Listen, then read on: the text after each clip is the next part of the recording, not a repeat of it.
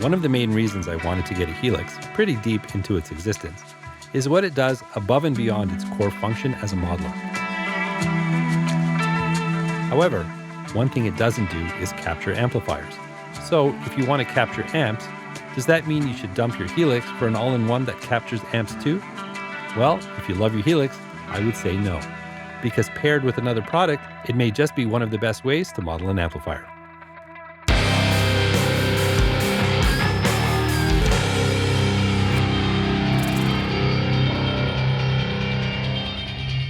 Hey there, I'm Dan, the self-proclaimed lonely rocker. Thank you so much for joining me today. So I make content from the perspective of a guitar player in a home recording environment. So the convenience of a piece of equipment rarely factors into play for me because where am I going? I'm not going anywhere. Now, gigging musicians, certainly convenience is a big factor, which is why all-in-ones like the Helix are really attractive. It gives you pretty much everything you need for a gig. But what attracted me to the Helix in the first place really was its flexibility as an audio interface and its signal routing capabilities, because that means the Helix can work with pretty much everything I have to offer here in my studio, and it certainly upgraded my capabilities. Now, one thing I do like to do here, and it's something that the Helix can't do, that's capturing amplifiers. And to do that, I'm using TONEX. But TONEX is only as good as the audio that's feeding it, and that's one of the problems that I've had in the past using my standard audio interface. I have a Focusrite interface here, great audio interface, but the signal routing software, in my opinion, is not very good, and it just caused me a lot of issues.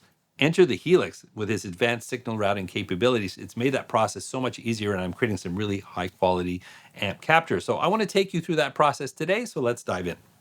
All right, so I want to give you the rundown of what you need to start capturing your amplifier. Assuming that you own a Helix already, you don't need to make a major investment to be able to do this. Of course, you need an amplifier and some way to get that signal out of your amplifier.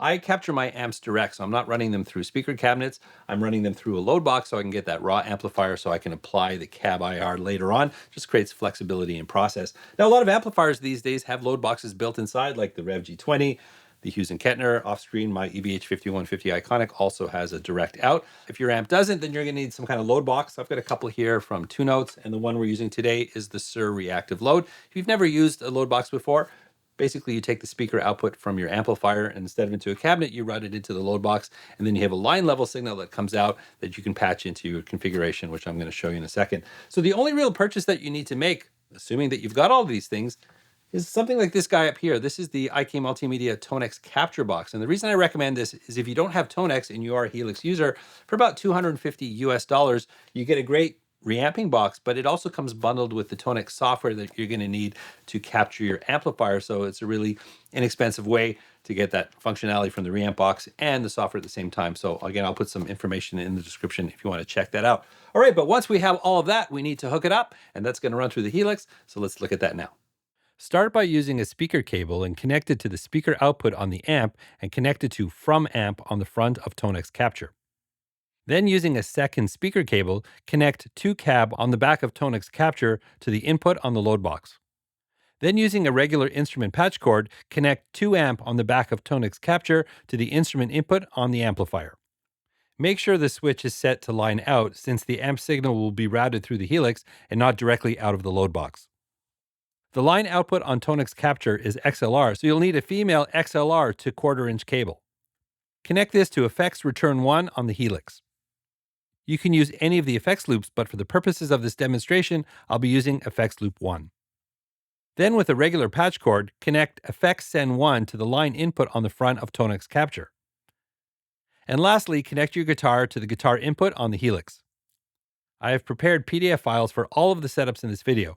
I'll let you know how to grab them a bit later. All right, so now that we have the hardware configured, we need to set up the Helix and get the TONEX software set up so they're talking to each other. Now, one problem I've had in the past in capturing a raw amplifier is we all know the sound of that amplifier without a cabinet is not something we want to hear, and we can't really shape our tone. So it'd be nice to be able to send that through a reference cab IR so I can make all the tweaks on the amplifier. Now, using the Helix, the beauty of the two lanes is I can set up one lane for TONEX to receive that raw amp tone, and then the second lane will process the signal with a cab IR and send that to my speaker monitors so I can make all the tweaks, hear that tone through a proper cab IR. But what TONEX is going to hear is just the raw amplifier. So let me show you how that works. For this to work, the Helix needs to be connected to your computer via the USB connection and configured as your principal audio interface. And your speaker monitors need to be connected to the main output on the Helix. Start by creating a new preset in the Helix. In lane 1, set the input to USB 3.4. Then add a volume block. This is optional, but it will give you some additional level control if you need it. Then add the effects loop 1 block and set the output of lane 1 to USB 5.6. Set the input of lane 2 to USB 7.8. Then add a Helix cab or IR block and load your preferred cab IR. And lastly, set the output to match your setup. You can set this to multi or set it to the specific output that connects to your speaker monitors. In my case, that is XLR out.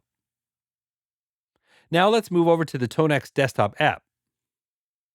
Make sure Helix Audio is set as your audio interface. If you're not familiar with TONEX, there are some simple steps to get through before we configure the signal path. You click the Modeler tab, Next. In this case, we select Guitar, then Amp, and then we arrive here. Set the input and output device to Helix Audio.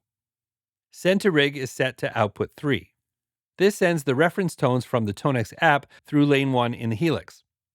Just to clarify, the Helix only lets you set the USB ins and outs in pairs, but we are just sending mono signals through channels 3 and 5.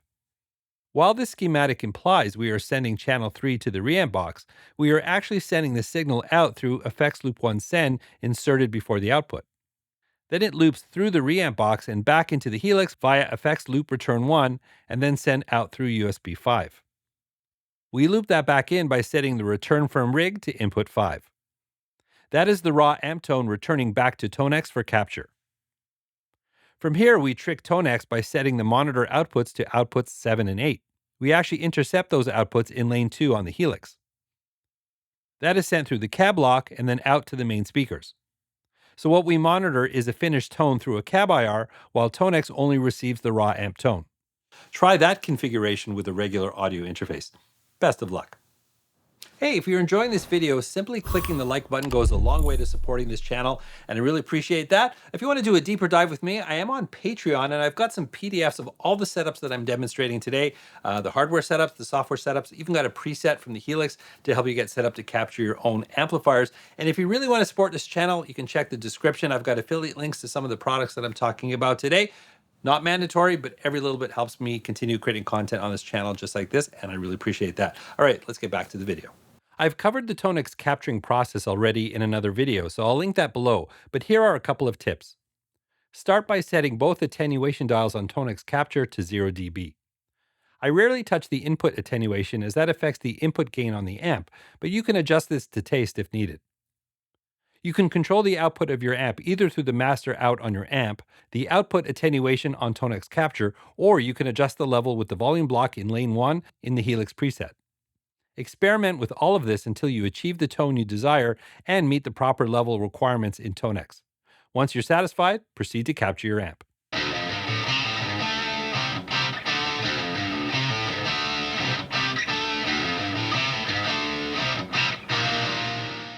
All right, now that I've captured the amplifier, I want to give you an A/B comparison between the TONEX Capture and the actual amplifier. Now I'm going to run both of them through a signal chain in Helix Native. So we're going to use the Helix processing wrapped around that amplifier, so the same cab IR and same processing. And I'll just A/B the TONEX tone model and the actual amplifier. Let's check that out.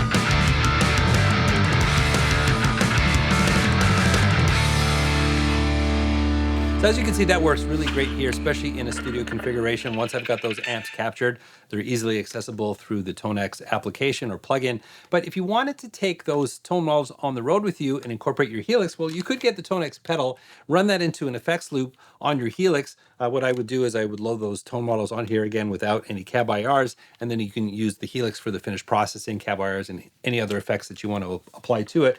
And the TONEX pedal actually has MIDI, as does the Helix, so you probably can get into some complex switching one extra pedal, then you can carry all of your own tone models. Works really, really well. And the Helix accommodates that with all of the advanced signal routing, as I mentioned. Anyways, certainly something to consider if you're looking to build your library of your own amp captures.